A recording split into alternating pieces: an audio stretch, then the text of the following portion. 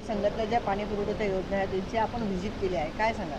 काही पदभार घेण्याची आता आवश्यकता राहिली नाही, कारण माझं पूर्वीचंच खातं आहे, त्यामुळे पदभार घेतला जाय असं समजून मी आता कामाला लागलो आहे। आणि माननीय मुख्यमंत्री आणि उपमुख्यमंत्र्यांनी दिलेल्या आदेशानुसार सगळ्या डिपार्टमेंटमधले लक्ष त्यांनी घातलं असल्यामुळे पुढच्या काळामध्ये सुद्धा आता आम्ही महाराष्ट्रभर पाणी पुरवठ्याच्या माध्यमातून दौरा करणार आहे। बीड प्रकरण महाराष्ट्राचा आता बिहार झालेला आहे। या प्रकरणातील मंत्री हा फडणवीस यांच्या मंत्रिमंडळात बघा, त्या प्रकरणाला ज्या पद्धतीने चौकशी केली पाहिजे त्या पद्धतीने चौकशीचे आदेश सरकारने केलेले आहे। चौकशी पूर्ण झाल्यानंतर दूध का दूध पाणी का पाणी होईल आणि जो कोणी असेल त्याच्यावर कारवाई केली जाईल।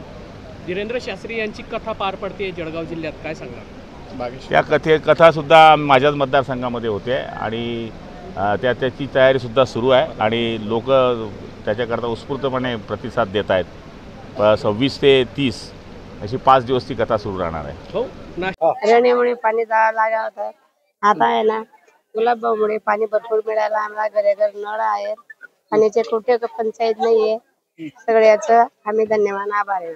पहिले काय परिस्थिती होती गावात? पहिले दूर दूर पाणी जावं लागत होते, टाकीचं पाणी पुरत नाही होता।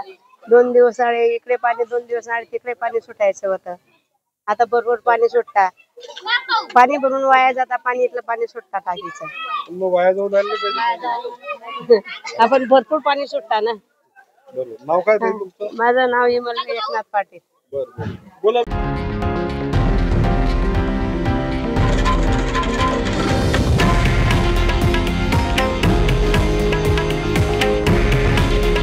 हे आहे देशातील नंबर 1 न्यूज नेटवर्क आणि आपण पाहत आहात TV9 मराठी।